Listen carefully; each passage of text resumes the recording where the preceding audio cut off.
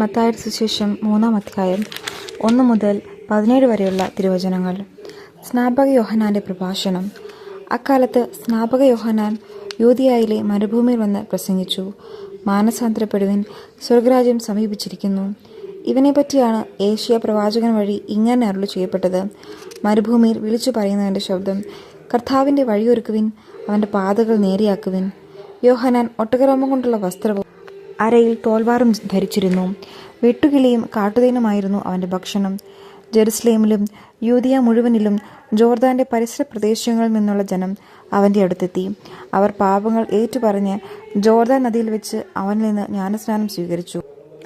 അനേകം ഫരിസേയരും സദുക്കായരും സ്നാനമേൽക്കാൻ വരുന്നത് കണ്ട് യോഹന്നാൻ അവരോട് പറഞ്ഞു, അണലി സന്തതികളെ, ആസന്നമായ ക്രോധത്തിൽ നിന്ന് ഓടിയകലുവാൻ നിങ്ങൾക്ക് മുന്നറിയിപ്പ് നൽകിയത് ആരാണ്?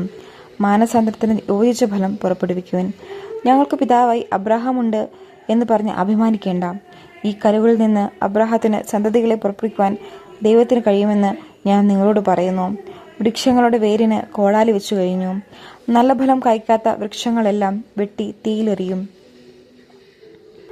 മാനസാന്തരത്തിനായി ഞാൻ ജലം കൊണ്ട് നിങ്ങളെ സ്നാനപ്പെടുത്തി. എൻ്റെ പിന്നാലെ വരുന്നവൻ എന്നേക്കാൾ ശക്തൻ. അവൻ്റെ ചെരുപ്പ് വഹിക്കാൻ പോലും ഞാൻ യോഗ്യനല്ല. അവൻ പരിശുദ്ധാത്മാവിനാലും അഗ്നിയാലും നിങ്ങളെ സ്നാനപ്പെടുത്തും. വീശുമുറം അവൻ്റെ കയ്യിലുണ്ട്. അവൻ കളം വെടുപ്പാക്കി ഗോതമ്പ് അറപ്പുരയിൽ ശേഖരിക്കും. പതിരുകെടാത്ത തീയിൽ കത്തിച്ചു കളയുകയും ചെയ്യും. യേശുവിൻ്റെ ജ്ഞാനസ്നാനം.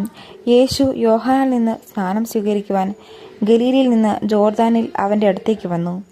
ഞാൻ നിന്നിൽ നിന്ന് സ്നാനം സ്വീകരിക്കേണ്ടിയിരിക്കെ നീ എൻ്റെ അടുത്ത് വരുന്നുവോ എന്ന് ചോദിച്ചുകൊണ്ട് യോഹന്നാൻ അവനെ തടഞ്ഞു.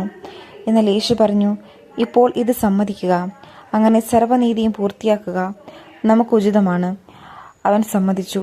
സ്നാനം കഴിഞ്ഞയുടൻ യേശു വെള്ളത്തിൽ നിന്ന് കയറി. അപ്പോൾ സ്വർഗം തുറക്കപ്പെട്ടു. ദൈവാത്മാവ് പ്രാവിന്റെ രൂപത്തിൽ തൻ്റെ മേൽ ഇറങ്ങി വരുന്നത് അവൻ കണ്ടു. ഇവൻ എൻ്റെ പ്രിയപുത്രൻ, ഇവനിൽ ഞാൻ പ്രസാദിച്ചിരിക്കുന്നു എന്ന് ഒരു സ്വരം സ്വർഗത്തിൽ നിന്ന് കേട്ടു.